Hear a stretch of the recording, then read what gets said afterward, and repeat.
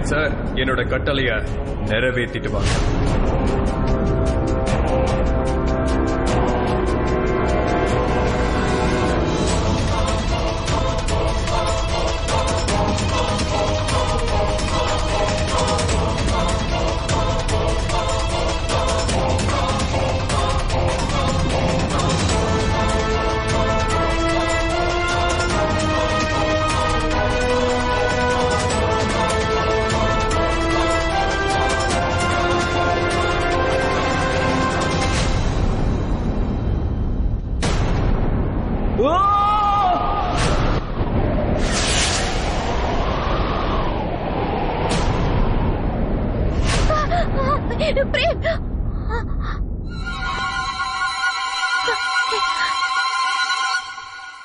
Frame எங்க?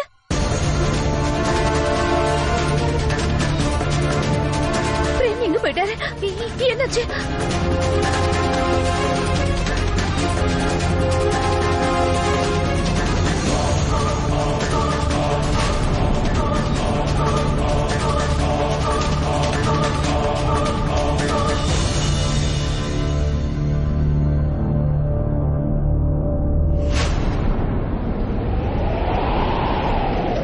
அம்மா தாயே,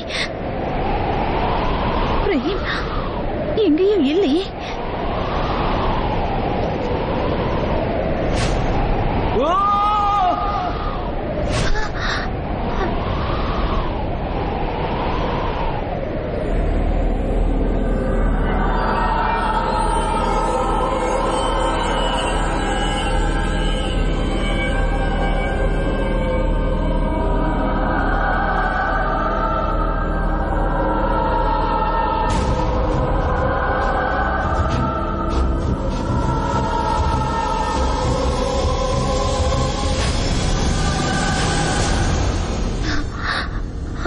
அம்மா தாயே, உங்களுக்கு ரொம்ப நன்றிம்மா. அது என் கனவுதான். பிரேம் எங்கேயும் இல்ல, ரூம்லயும் இல்ல. வேற எங்க போயிருப்பாரு? அதுவும் இந்த நேரத்துல.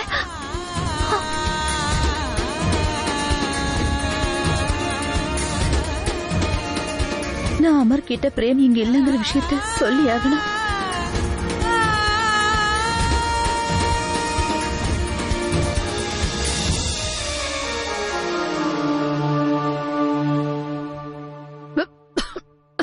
போதும்பா.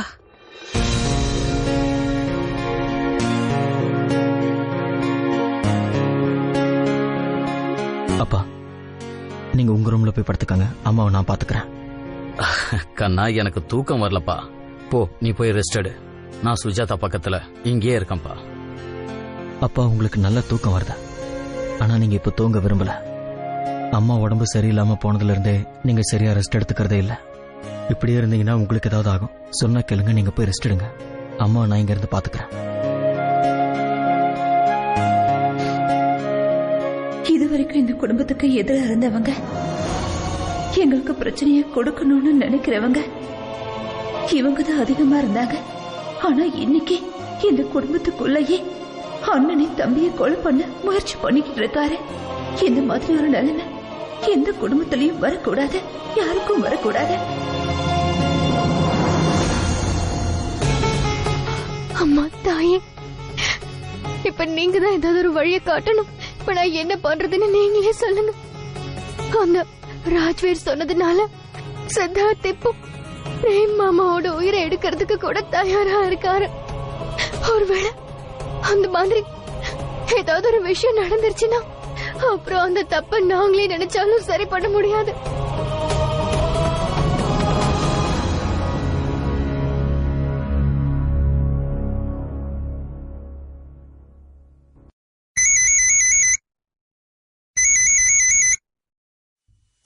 ஹலோ அமர்.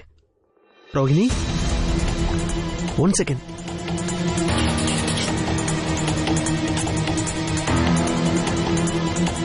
ரோகிணி, உங்களுக்கு தெரியும்ல நீங்க காணாம போகலங்கிற விஷயம் பவி அன்னைக்கு தெரியும்னு. அப்புறம் எதுக்கு நீங்க அடிக்கடி போன் பண்ணி உங்க உயிருக்கு ஆபத்தை ஏற்படுத்திக்கிறீங்க? நான் என்ன பண்றது அம்மா? எப்போ சித்தார்த் அங்கே வந்து தங்க ஆரம்பிச்சிட்டாரோ அப்போல இருந்து பிரேம் மாமாவை நினைச்சா எனக்கு ரொம்ப கவலையா இருக்கு. சித்தார்த்தால அங்க எந்த ஒரு பிரச்சனையும் நடந்திருக்கும்.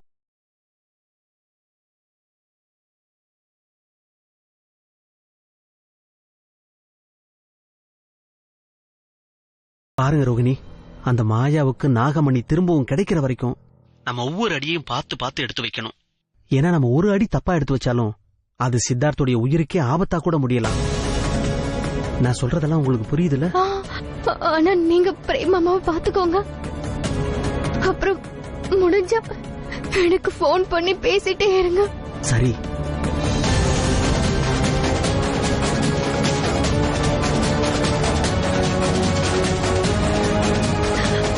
அம்மா தாயே, பிரேம் மாமாவை நீங்க தான் பத்திரமா பாத்துக்கணும். ஒருவேளை என் பேச்ச யாரும் இங்க நம்பாம இருந்திருக்கலாம். ஆனா உமாக்கா, நான் பார்த்தது நிச்சயமா நம்ம ரோகிணியதான். மாமா சத்தம் போட்டதுனால நான் பேசாம இருந்துட்டேன். ஆனா பெரிய பட்டியே சீமாவும் அமரும் சொல்ற பொய்க்கு தொண போறாங்க. அத நான் நிச்சயமா நிரூபிக்கலாம்னு நினைச்சேன். ஆனா அதுக்குள்ள ஆனா பவி, பெரிய பாட்டி இந்த விஷயத்த நம்ம கிட்ட மறைக்கிறாங்கன்னா, இல்லன்னா சீமா கூட சேர்ந்து அவங்களும் பொய் சொல்லிட்டு இருக்காங்கன்னா, அப்ப கண்டிப்பா அதுக்கு முக்கியமான காரணம் ஏதாவது இருக்கும். ஆனா என் மனசுல அடிக்கடி ஒரு கேள்வி வந்துகிட்டே இருக்கு. அப்படி முக்கியமான காரணம் என்னவா இருக்கும்?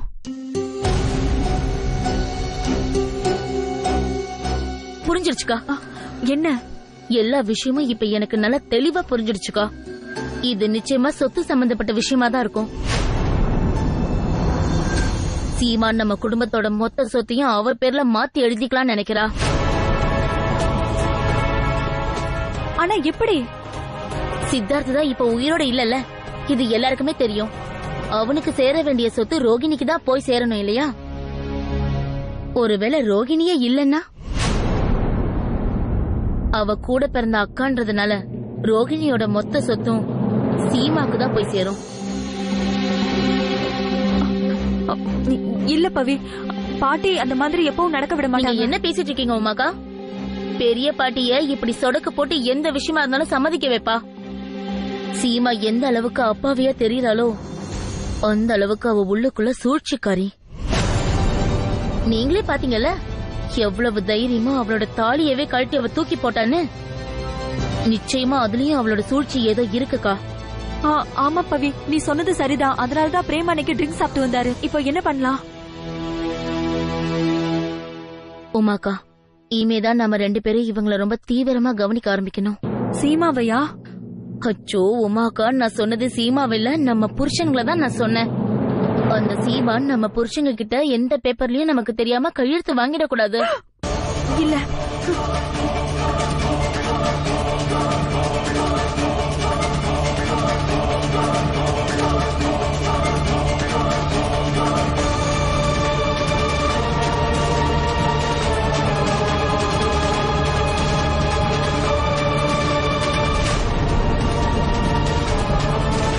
என்ன நடந்தாலும் சரிக்கா, நாம அந்த சீமாவையும் ரோகிணியும் அவங்க போடுற திட்டத்துல வெற்றி அடைய விடக்கூடாது.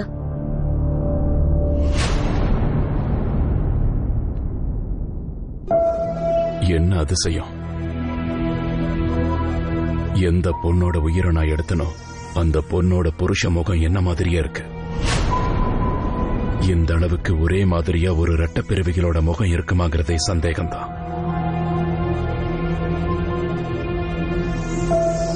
இது எப்படி சாத்தியமாகும்?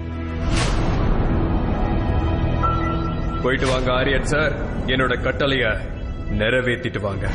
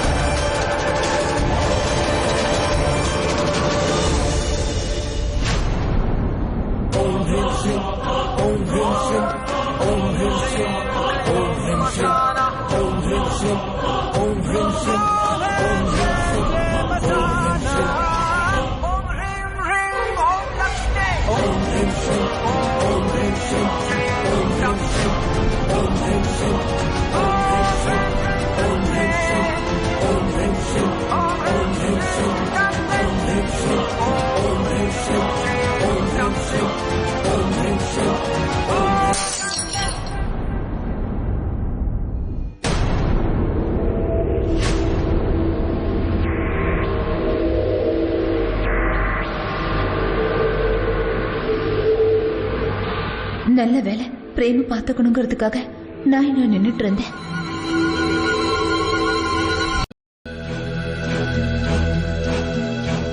எனக்கு தூக்கம் வரல, அதான் அம்மா பக்கத்துல உட்காரலான்னு வந்தேன்.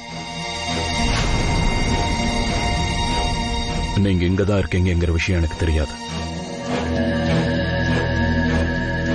இந்த ஃப்ளவர் வாஸ் உன் கையில இருந்து தான் விழுந்ததா? பிரேம், அது நான் ஒரு கெட்ட கனவு கண்டேன். அதனால திடீர்னு மொழிப்பு வந்துருச்சு. அப்போ பதற்றத்துல என் கைப்பட்டு ஃப்ளவர் வாஷ் கீழே விழுந்துருச்சு. நீங்க இங்கிருந்து போங்க, அம்மா கூட நான் இருக்கேன். நீங்களும் போங்க. நீங்க போய் ரெஸ்ட் எடுத்துக்காங்க, அம்மாவை நான் பாத்துக்கிறேன், பரவாயில்ல. எனக்கு தூக்கம் வரல, நான் இங்கேயே இருக்கேன். நீங்க போய் தூங்குங்க.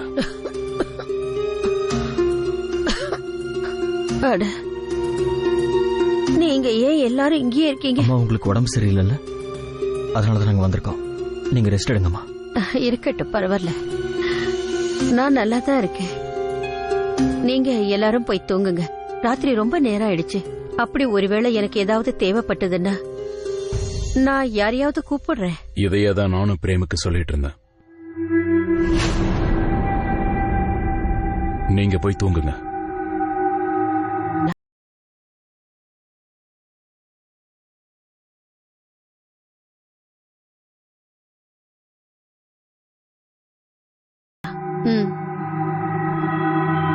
பிரேம், சரி.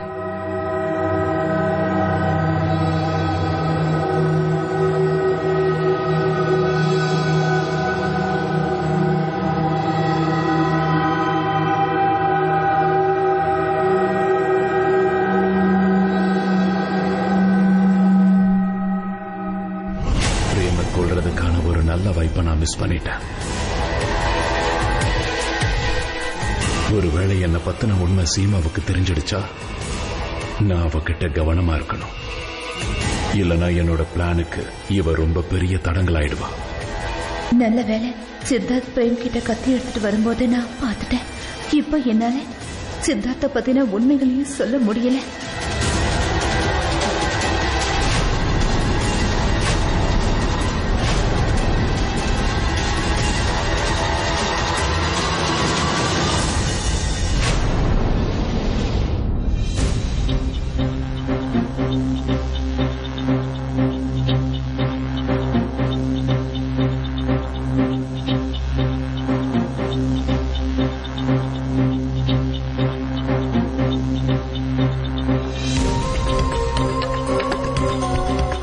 எதுக்கு அம்மாவோட ரூம்குள்ள வந்த? சரி, வந்ததுதான் வந்த. எதுக்காக அந்த ஃப்ளவர் வாஷ கீழே தள்ளிவிட்ட? அம்மா பாவம் உடம்பு சரியில்லாம தூங்கிட்டு இருந்தாங்க, அவங்க தூக்கத்தையே கெடுத்துட்டிய. அது எனக்கு தூக்கம் வராததால நான் என்ன நினைச்சேன்னா, உனக்கு தூக்கம் வரலங்கிறது ஆச்சரியமான விஷயம்தான். உன்னால எங்க தூக்கம் கெட்டு போயிருக்கு சீமா. நீங்க உண்மையாவே அப்படிதான் நினைச்சிட்டு இருக்கீங்களா? இந்த குடும்பத்துல நடக்கிற எல்லா பிரச்சனைக்கும் நான் தான் காரணம்னு? இத பத்தி பேசாம இருக்கிறது தான் நல்லது சீமா.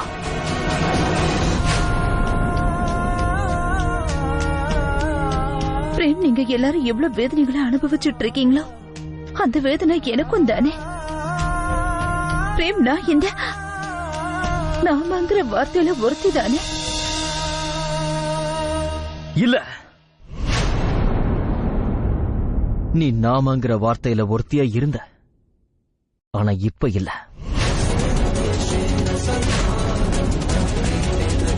ஏன்னா உனக்கு எப்பவுமே உன்னோட பிடிவாதம், சுயநலம், சந்தோஷம் இது மட்டும்தான் முக்கியம். இந்த குடும்பம் முக்கியம் இல்ல. அத பத்தி உனக்கு எந்த கவலையுமே இல்ல.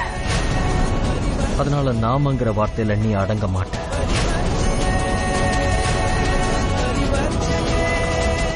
அப்புறம் உண்மை சொல்லணும்னா, நாமங்கிற வார்த்தையில இருந்து நாங்கிற இடத்துக்கு நீ எப்ப போனன்னு இப்ப கூட எனக்கு புரியவே இல்லை. அப்புறம் நான் அதை உணரும் போது ரொம்பவே லேட்டா தான் உணர்ந்தேன். நீ உன்னோட வாழ்க்கையை எப்படி வாழணுமோ அப்படி வாழ்ந்துக்க. ஆனா நான் என்னுடைய வாழ்க்கையை என் விருப்பப்படிதான் வாழ்வேன். இது இப்ப இந்த குடும்பத்துக்கும் தெரியும், நமக்குள்ள எந்த ஒரு உறவும் மிச்சம் இல்லைன்னு. அதனால ஒருவேளை உனக்குள்ள ஏதாவது ஒரு எண்ணம் இருந்தா, அதாவது எல்லாமே சீக்கிரம் பழையபடி மாறிடும் நீ நினைச்சா, அந்த எண்ணத்தை நீ இப்பவே மாத்திக்க. ஏன்னா அந்த மாதிரி எப்பவும் நடக்காது. அப்புறம் இந்த விஷயத்தை நீ எவ்வளவு சீக்கிரம் ஏத்துக்கிறியோ அவ்வளோக்கு அவ்வளோ நமக்கு நல்லது. எப்ப நீ சர்வசாதாரணமா தாலிய பணைய வச்சுட்டு வெளியே போனியோ அப்பவே நமக்குள்ள இருந்த உறவும் முடிஞ்சு போயிடுச்சு. இனிமே இதை காப்பாத்த அந்த அம்மனால கூட முடியாது.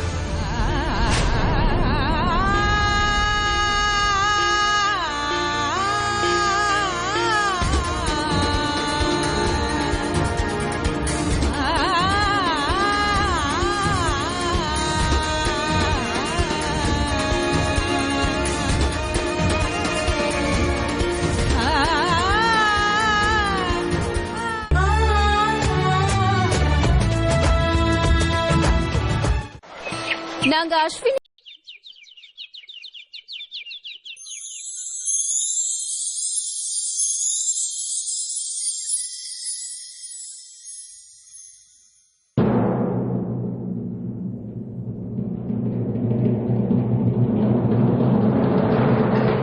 உமா, நான் நினைக்கிறேன் நீ ஏதோ சொல்ல விருப்பப்படுறேன்னு. அது என்னன்னு சொல்ல. அது ஆக்சுவலி அது வந்து அது என்னன்னா பெரிய பாட்டி, எங்களுக்கு சீமாவை நினைச்சா ரொம்ப கவலையா இருக்கு. அவ காலையில இருந்து வீட்லயே இல்லையே. அதுவும் இல்லாம இவ்வளவு காலையில அவ யார்கிட்டயும் சொல்லாம எங்க போனான்னு தெரியலையே. சீமா எங்க போயிருக்கா, எதுக்காக போயிருக்கான்னு எனக்கு தெரியும். அதாவது நான் சொல்ல வர்றது, அவளை ஒரு முக்கியமான வேலைக்காக அனுப்பியிருக்கேன்.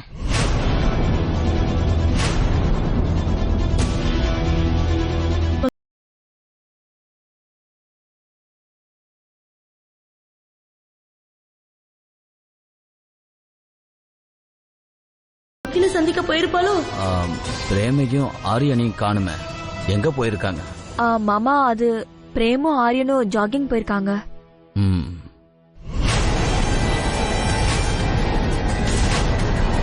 அம்மா தாயே, பிரேம் சித்தார்த் கூட, அதாவது அந்த ஆரியன் கூட போயிருக்கான். அந்த ஆரியன் பிரேம எதுவும் செஞ்சிடக்கூடாது. அம்மா தாயே, நீதாம்மா எப்படியாவது காப்பாத்தணும்.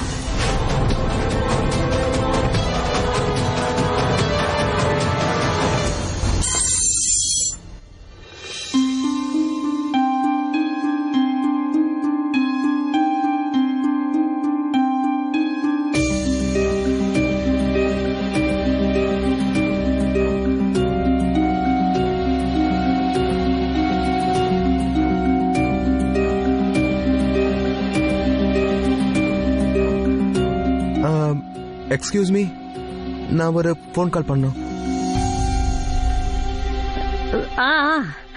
போப்பா.